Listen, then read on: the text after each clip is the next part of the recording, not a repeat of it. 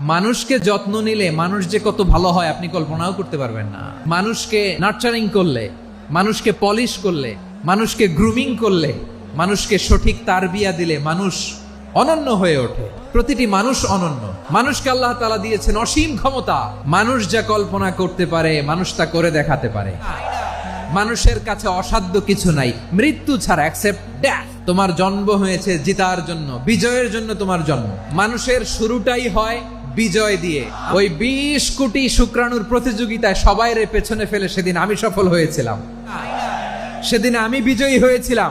সেদিন আমি এত ছোট ছিলাম মাইক্রোস্কোপ দিয়েও আমার অস্তিত্ব টের পাওয়া যায় না। ওই কম্পিটিশনে যখন আমারে কেউ হারাতে পারে নাই, আল্লাহর জমিনেও আমারে কেউ হারাতে পারে না। হারার জন্য তোমার জন্মই হয় নাই, তুমি আসছোই জিতার জন্য।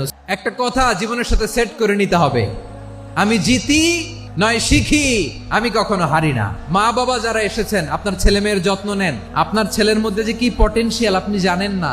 আমার যে মা বোনেরা আছেন, ছেলে মেয়েদেরকে কখনো ছোট করে কথা বলবেন না। ও যে কোথায় যাবে আপনি জানেন না। আপনি মা হয়ে তাকে সাহস দিবেন, তার কল্পনার জগৎটাকে সাজাতে তাকে উৎসাহিত করবেন। ঠিক কিনা বলেন? নৈতিকতা, মোরালিটি, ভ্যালিউজ দিয়ে নিজেকে সাজাও, ইসলাম দিয়ে নিজেকে সাজাও। কারণ আগামীর বাংলাদেশ ইসলামের বাংলাদেশ। তাহলে মানুষের চেয়ে সেরা কেউ হতে পারে?